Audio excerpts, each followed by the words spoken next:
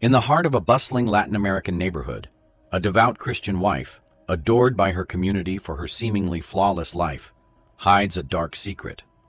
Her manipulative affair with her father-in-law sets off a chain of events leading to murder. This is the story of Camila Mendoza, a woman whose obsession with power, control, and manipulation spirals into a deadly tragedy that shakes a community to its core. Camila Mendoza, 35, appeared to live the kind of life that others admired. She had the perfect image of a Christian wife, someone who attended church every Sunday and was involved in every community event.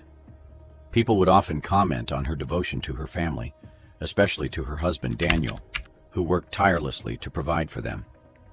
He ran the family's chain of grocery stores, which his father, Alejandro Mendoza, had founded years ago.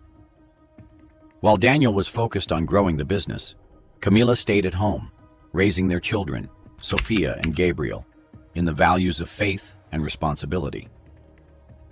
It was during these years that Alejandro, now 65, stepped back from the day-to-day operations of the business and took on a more spiritual role within the community. A respected elder in the church, Alejandro was known for his wisdom and guidance. After the death of his wife, he became even more dedicated to his faith, often leading Bible studies and counseling younger members of the church. He was a fixture at every community event, his quiet but powerful presence always felt, especially by those in need of advice or comfort.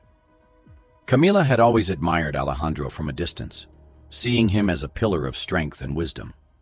Her marriage to Daniel, however, had become strained. By 2010, Daniel's focus on the grocery stores consumed nearly all his time. He would leave early in the morning and return late at night, always exhausted. Their conversations had dwindled to simple exchanges about bills and family matters. The warmth that once existed between them had long faded, leaving a void in Camila's life. Despite her strong outward appearance, Camila often felt lonely, unappreciated, and emotionally neglected. In those moments of isolation, Camila found herself turning to Alejandro. Initially, it was innocent, a conversation after church, a brief chat during family gatherings. But gradually, their talks deepened. By early 2011, their relationship had grown closer, as Alejandro often visited the house. With Daniel constantly busy at work, Alejandro became the male figure present at home, stepping into roles that Daniel couldn't fill. Camila appreciated how Alejandro always seemed to have time for her, unlike her husband. He listened to her frustrations, sympathized with her struggles, and offered words of encouragement. Alejandro, though deeply religious, was still a man grieving his late wife. He had never quite recovered from her death in 2009, and while he put on a brave face for the community, the pain lingered. He saw in Camila a kindred spirit, someone who also seemed to be suffering in silence. Their conversations often turned to personal struggles, with Alejandro confiding in Camila about his loneliness and how empty his house had felt since his wife passed. Camila, in turn, shared her own feelings of abandonment within her marriage, revealing how she often felt unseen and unappreciated by Daniel. These moments of shared vulnerability created an emotional bond between them. By the middle of 2011, Alejandro began visiting more frequently, under the guise of helping around the house or spending time with the grandchildren. However, it became clear to both of them that something was shifting. The boundaries that should have existed between a father-in-law and daughter-in-law began to blur. Camila, who had always been seen as the perfect Christian wife, began to relish the control she had over Alejandro. She could see the effect she had on him, how his demeanor softened when they were alone. Slowly, she started manipulating the situation, carefully feeding into Alejandro's emotions while maintaining her image as the devoted daughter-in-law. She would speak of how much she missed having a partner who truly cared for her, knowing that Alejandro, in his vulnerability, would fill that role. She would bring up spiritual discussions about temptation and guilt, knowing that Alejandro's religious convictions would keep him conflicted. By the end of 2011, their relationship had fully crossed the line from emotional to physical, though it was hidden under layers of secrecy and guilt. Alejandro, torn between his Christian beliefs and his growing feelings for Camila, struggled to reconcile the affair with his faith. Camila, however, had no such struggle. For her, the affair was about control. She enjoyed having power over Alejandro, a man who was once seen as untouchable in the community. It wasn't love that drove her actions, but a calculated desire for something more. She had grown tired of being the obedient wife, tired of living in Daniel's shadow. Alejandro, with his status and influence, became a means to an end. Everything took a dark turn. On March 6, 2014, when the police were called to the Mendoza residence, Daniel's body was found in the garage, his head brutally struck with a blunt object. The garage, once a quiet place where Daniel worked on his hobbies, was now a crime scene. Blood spattered across the concrete floor, and the neighborhood buzzed with whispers of tragedy. Looking back at early 2012, when their meetings became more frequent and their conversations took on a darker tone, Alejandro, racked with guilt, would often speak of ending the relationship, citing his fear of divine punishment. But Camila always managed to convince him otherwise, using her emotional hold on him to keep him in her grasp. She would remind him of how lonely they both were, how Daniel's neglect of her was unfair, and how they deserved happiness, even if it came at the cost of others. By this point, Alejandro was too deep in the affair to pull away. Camila's manipulation grew more sophisticated as time went on. She began subtly planting the idea that Daniel's absence wasn't just an inconvenience, but a burden on their lives. She would mention, in passing, how much easier life would be if Daniel weren't so focused on the business, if he weren't always in the way. Alejandro, vulnerable and emotionally drained, started to agree with her. He began to see Daniel not as his son, but as an obstacle to the life he and Camila could have together. By the middle of 2013, Camila had gained complete control over Alejandro. He was willing to do anything to keep her in his life, even if it meant betraying his own son. Camila, however, was already looking ahead. She saw an opportunity to not only free herself from her marriage, but to take over the family business. Alejandro was old, and she knew it wouldn't be long before the control of the grocery stores would pass to her. But first, Daniel had to be removed from the equation. As the affair continued to deepen, so did Camila's plans. By January 2014, she had started to carefully lay the groundwork for what would ultimately be Daniel's downfall. She was patient, calculating, and knew that her time was coming. What started as a secret affair had transformed into a deadly game of manipulation, with Alejandro as her pawn and Daniel as her target. On March 2, 2014, everything began to unravel in the Mendoza household. What had been brewing for years behind closed doors finally reached a breaking point. Camila, always calculated and in control, decided it was time to act. She knew that she could no longer maintain the facade of her life. Her affair with Alejandro had become more than just a secret. It was now a tangled mess of lies and manipulation that threatened to explode. Alejandro, struggling with the guilt of his actions, had grown hesitant. His faith was crumbling under the weight of what he had done, and the idea of committing an even greater sin, the murder of his own son, paralyzed him with fear. But Camila was relentless. She had spent years learning how to manipulate Alejandro, using his vulnerabilities against him. She knew how to push just hard enough to get what she wanted without scaring him away. She framed their situation in a way that allowed him to rationalize the unspeakable. Alejandro, torn between his love for Camila and the moral teachings he had once held so dear, felt trapped. He believed her when she said that Daniel's death was inevitable, that it was necessary for them to be free from the burden of secrecy. She convinced him that it was an act of divine justice, a way to cleanse their lives and start anew. Camila's plan was cold and calculated, just like everything else she did. She had thought through every detail, knowing that Alejandro's fragile state would make him easy to control. The plan wasn't overly complicated. It was simple, brutal, and would leave little evidence. She instructed Alejandro on what to do, reassuring him that it would all be over soon and that their lives could return to normal. No more secrets, no more guilt. Alejandro, though conflicted, felt the weight of his emotions overpower his sense of right and wrong. He was too deep in the affair, too lost in his love for Camila to turn back now. 4 days later, on the night of March 6, 2014, the plan came to a violent conclusion. The Mendoza family home, always bustling with activity and laughter, became the scene of a horrific crime. Daniel's lifeless body was found in the garage, his head shattered by a single devastating blow from a heavy object. Blood pooled around him, staining the concrete floor where he had once worked on his projects. The garage, a place where Daniel found peace in his hobbies, was now marked with violence and death. The discovery of Daniel's body sent shockwaves through the neighborhood.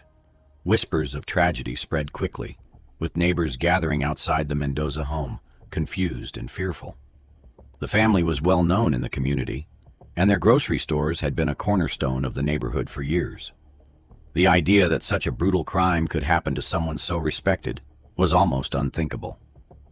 The police arrived quickly, led by Detective Luis Herrera, a man with years of experience handling violent crimes. As he walked through the scene, Herrera immediately knew that something was off. The house showed no signs of forced entry, and nothing appeared to be missing. The idea of a robbery gone wrong, which had seemed plausible at first, quickly faded. This crime had been personal. Its brutality and precision suggested that it was committed by someone close to Daniel. By March 8, 2014, the investigation was well underway. The police began questioning everyone connected to Daniel, starting with his wife, Camila. She played the role of the grieving widow almost perfectly, but to Detective Herrera, something didn't feel right. Camila appeared distraught, but her tears seemed too controlled, her emotions too measured.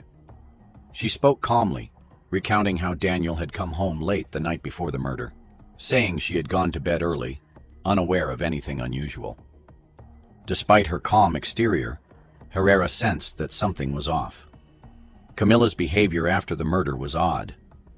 In the days following the tragedy, she didn't seem genuinely devastated. Her routine barely changed. While others in her situation might have been overwhelmed by grief, Camila carried on as if nothing had happened. Her lack of visible emotion raised red flags for the detective. Something about her story didn't add up. Then, on March 20th, 2014, a breakthrough came in the form of a hidden phone found in Camila's closet. The discovery shocked the investigation wide open. The phone contained explicit text messages between Camila and Alejandro, messages that revealed the full extent of their affair. The texts were detailed, discussing their plans to eliminate Daniel, and even hinting at the specific day they would carry it out. Alejandro appeared hesitant in the messages, but it was clear that Camila had orchestrated everything, pushing him to commit the unthinkable. With the new evidence in hand, Detective Herrera knew that the investigation had taken a critical turn. Alejandro's involvement was undeniable, and it was only a matter of time before the truth would come out. Camila, however, continued to deny everything, insisting that the messages were nothing more than fantasy. She portrayed herself as the victim, claiming that Alejandro had misunderstood their conversations. She painted a picture of a grieving man who had manipulated her, casting herself as an innocent woman caught in a tragic misunderstanding. But Alejandro's guilt was too great to hide. After the evidence surfaced, he began to unravel. By April 1st, 2014, Alejandro had withdrawn completely from the church and family gatherings. His once strong faith had shattered, and he could barely look his grandchildren in the eyes. The guilt of his actions consumed him. He no longer spoke about the future or offered advice to anyone. He was a shell of the man he once was, destroyed by his own sins. When the police finally brought him in for questioning on April 1st, his calm demeanor crumbled. Confronted with the phone records, Alejandro broke down, confessing to the affair. He spoke of how Camila had drawn him in, how she had used his grief and vulnerability to manipulate him. He admitted that he had fallen for her, but he vehemently denied having anything to do with Daniel's murder. Alejandro described how the affair had spiraled out of control, but he couldn't bring himself to confess to the ultimate crime. Camila, however, remained unshaken. As Alejandro confessed, she stayed composed, sticking to her story. She continued to claim that the messages were merely part of a fantasy, denying that they had ever intended to harm Daniel. She placed the blame squarely on Alejandro, insisting that he had acted out of his own desperation. But the overwhelming evidence, combined with Alejandro's broken confession, painted a different picture, one of a manipulative woman who had carefully crafted the downfall of her husband. As the case moved forward, the community was left to grapple with the shocking betrayal, wondering how such darkness could have hidden beneath the surface of such a respected family. On April 15, 2014, the quiet streets of the Latin American neighborhood buzzed with shock as both Camila and Alejandro were arrested for Daniel's murder. The news spread quickly, reaching every corner of the community. This was no ordinary crime. It was a betrayal that cut deep, shaking the very foundation of the Mendoza family, a family once admired for their faith and respectability. Camila had always been viewed as the devoted Christian wife, while Alejandro had long been respected as a man of faith and wisdom. The revelation of their affair and involvement in Daniel's death left everyone in disbelief. The trial, which began in early 2015, became a spectacle, drawing people from all over. The courthouse was packed on every day of the proceedings, with neighbors, church members, and even local media filling the benches, eager to witness the downfall of a family that had once appeared so perfect. Cameras captured every moment, and reporters painted Camila as a cold, calculating woman who had manipulated an old man into killing her husband. Alejandro, the once proud and respected elder of the community, appeared broken. He looked older than his 65 years, his shoulders slumped and his face gaunt, as if the weight of his actions had drained the life from him.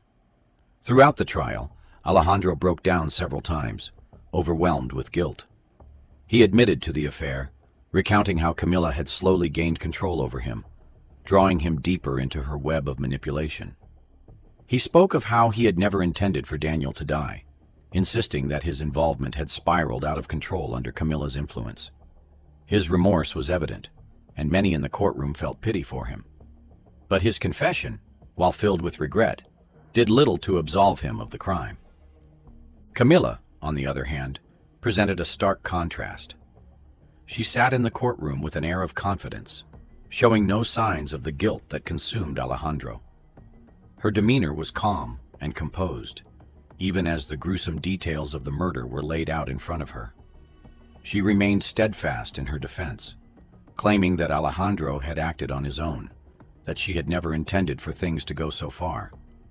She insisted that their messages, which clearly outlined the plan to eliminate Daniel, were nothing more than a fantasy, misunderstood by an old man who had become obsessed with her. To the jury and those watching, Camila's lack of remorse was chilling. Her cold detachment from the events made it clear that she was the mastermind behind it all. She had manipulated Alejandro from the beginning, exploiting his vulnerability and using his love for her as a tool to achieve her own goals. It became evident that Camila's true intention was never love, but power. The power to control the Mendoza family, to take over the business, and to rid herself of the burdensome marriage that had kept her chained to a life of duty and routine. Alejandro, once a man of faith, had become a pawn in her calculated game, falling so deeply into sin that he could no longer see a way out. As the trial progressed, the emotional toll on the Mendoza family became more apparent.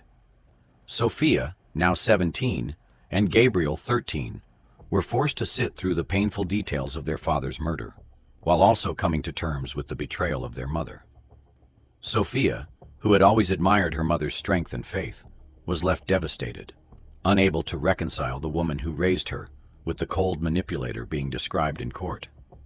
Gabriel, still so young, struggled to understand how his world had fallen apart. The loss of his father and the destruction of his family weighed heavily on him. Both children were left to grapple with the shame and confusion that followed them everywhere they went. On October 10, 2015, the verdict was delivered.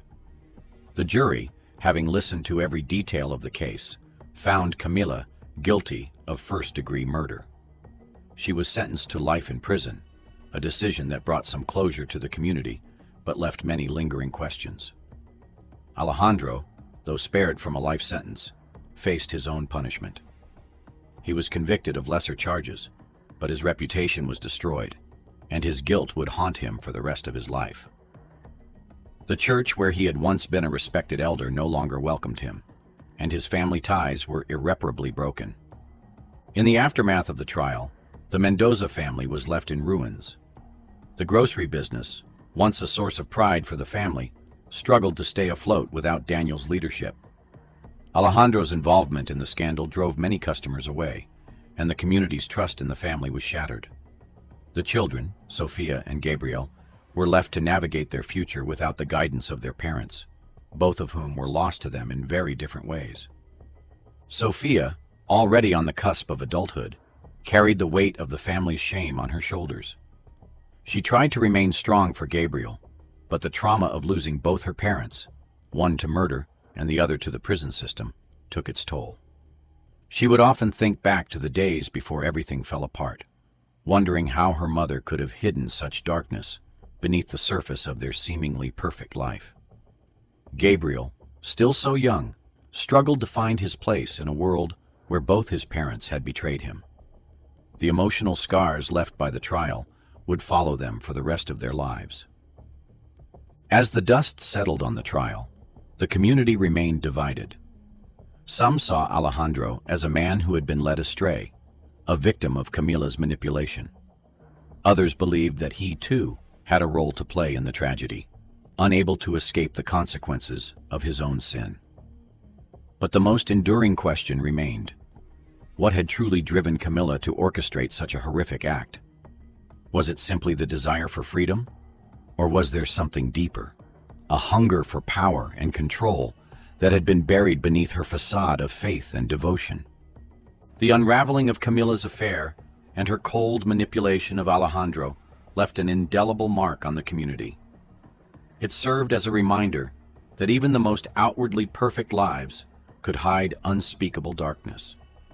The betrayal, the murder, and the trial all left the neighborhood grappling with the haunting realization that appearances could be deceiving, and that sometimes those we trust the most are the ones capable of the greatest harm. This reminds me of the case where the wife's affair with husband's grandfather ends in murder. Make sure you check out that ridiculous case